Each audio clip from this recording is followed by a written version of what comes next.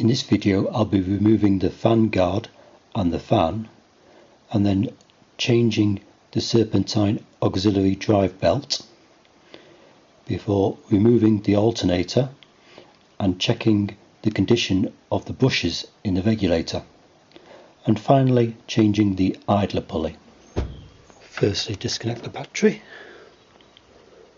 To remove the plastic guards from the cooling fan, firstly press in those clips and then pull that clip all the way out from its holder. Then on here you have open and close, so twist this in the direction of open and then pull it away. The other half of the plastic guard for the fan is held in place with two clips, one here and one here underneath this rubber hose. These can be removed by lifting out of the way and then with a screwdriver lifting up.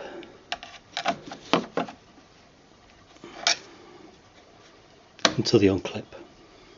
This front half can now just be lifted out of the way and cleared of the fan, and then the other half can be lifted out the way as well. And slide in a piece of plastic or cardboard just to protect the radiator. Before removing the auxiliary drive belt, I make a note of the orientation. To undo the belt tensioner, firstly undo the 19mm bolt, and then this bolt here, 13mm, is the adjustment to relax the belt, which allows you to remove it.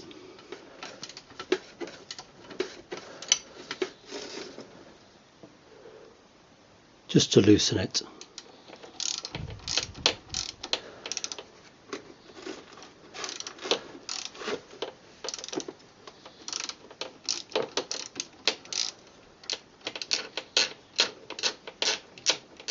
It isn't necessary to completely remove the belt in order to access the alternator.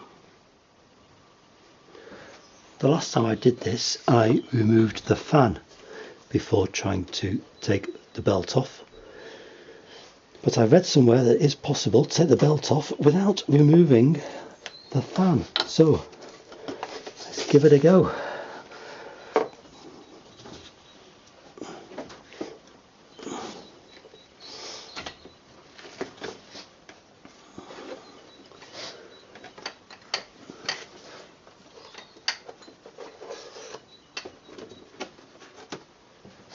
There are three 5mm Allen bolts holding the fan on.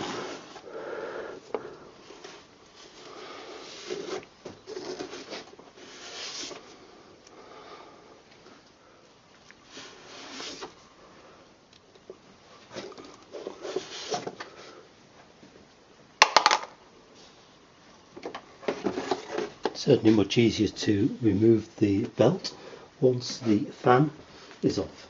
Whilst the belt is off, it's a good idea just to check the pulleys to make sure there's no free play or the bearings are running smoothly. This one does not sound too good, and also it's free running for a long time. It should run for a short number of turns and then stop. That one's just free running, and also it's a small noise. Just feel.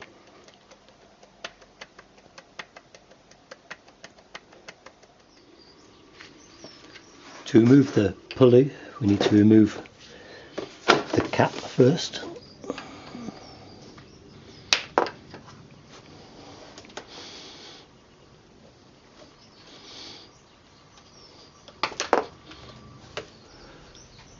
And then a 6mm Allen key to remove the pulley.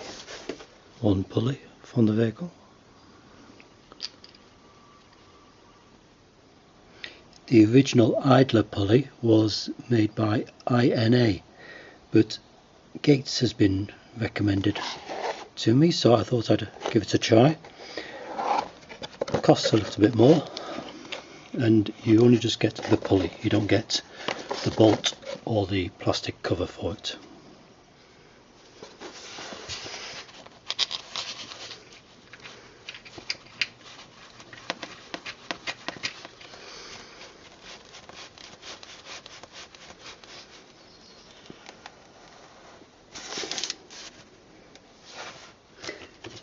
compare that to the one I took off.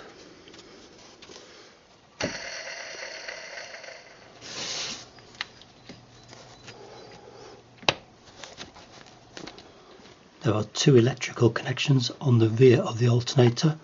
These two have to be removed. Top one is a 13mm.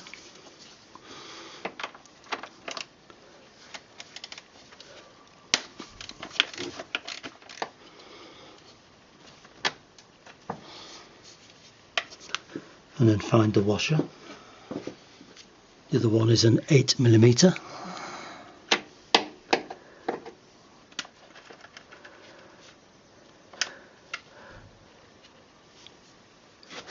Two 13mm bolts holding the alternator on.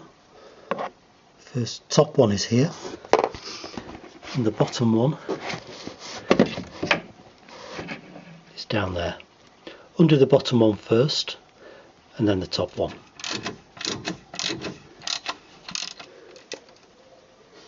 And then undo the top one.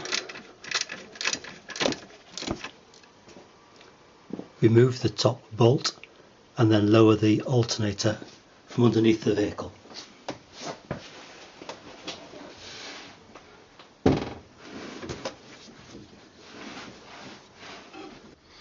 With the alternator resting on its pulley, we need to just lever back these 3 clips, and then there are 3 bolts here which are 5mm.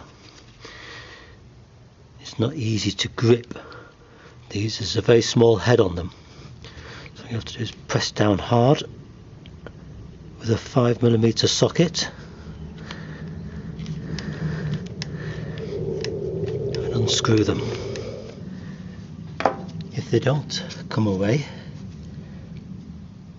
a pair of pliers could work.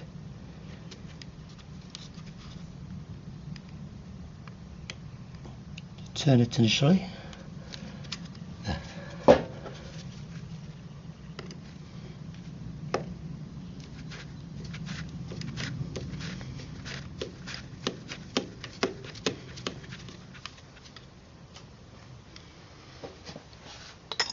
Once those 3 screws are out, you can remove the cap. Here we have the brushes with the collector at the end of the rotor with the slip rings. To remove the regulator and brushes assembly, we undo these 2 screws. The Bosch regulator controls the voltage applied to the brushes and in turn the level of magnetism in the rotor. This maintains the output voltage across the range of engine speeds.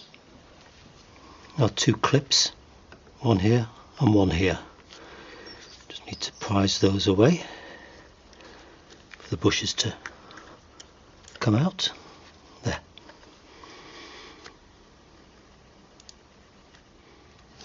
Good idea just to inspect the condition of the slip rings here on the collector.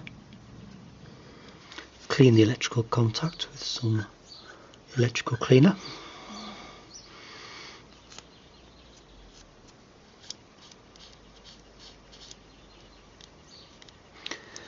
Clean the brushes as well.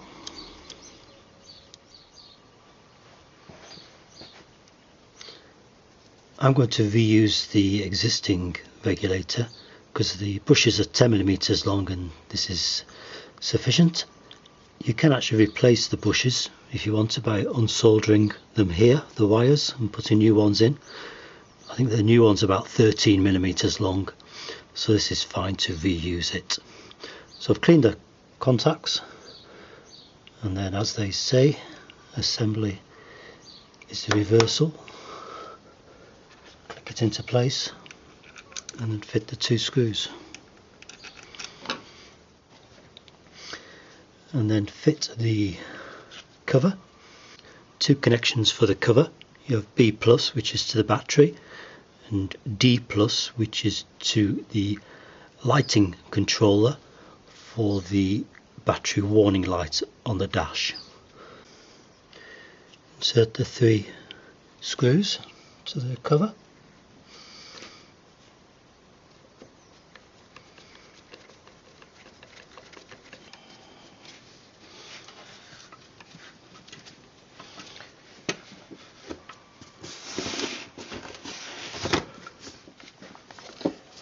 Then we place the two electrical connections.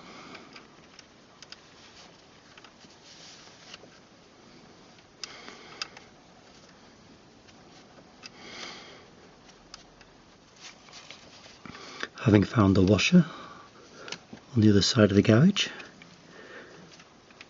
you can replace that with the nut. Fitting a new Continental Conti-Tech belt. Then you can refit the belt following the correct orientation around all the pulleys.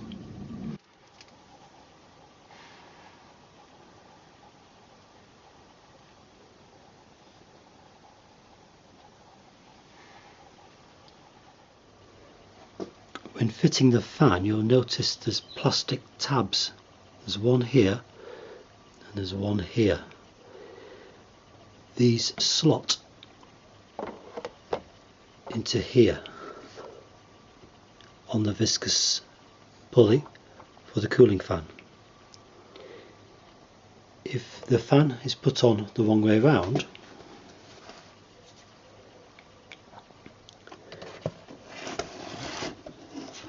like this, the tabs will foul and the fan will kink over to one side, preventing the fitting. Only when it is the correct way round, like this, will it fit flush to the pulley. Good luck putting the 3 bolts back into the fan.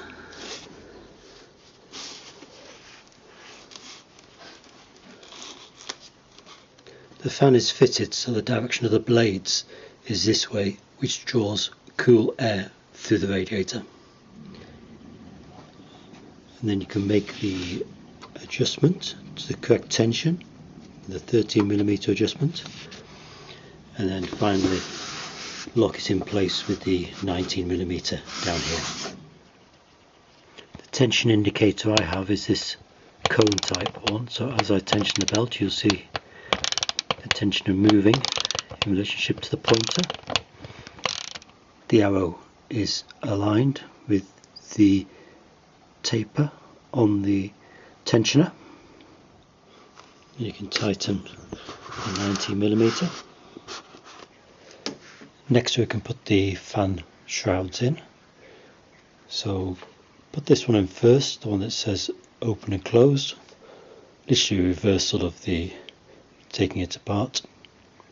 So slot this one in first.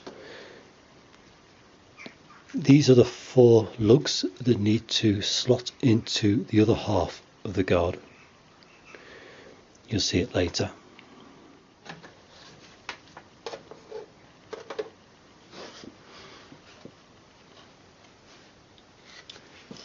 And then put the other half in place. You'll see here, this is where those lugs slot into. You'll notice at the bottom of this guard there's 2 tabs, and these 2 tabs slot into these slots here. There's one here and there's one on the other side here, and also one here at the top. So as you slot it in, just make sure those 2 slots go into the bottom 2.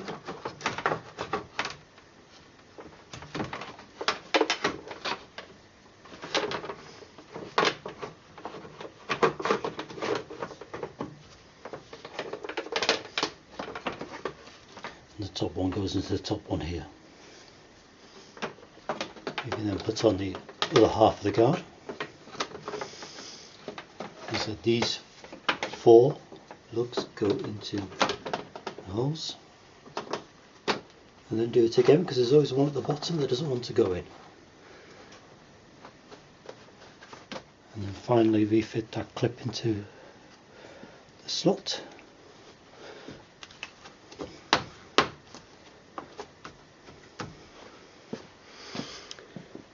And then just fit the 2 clips one here and one down here.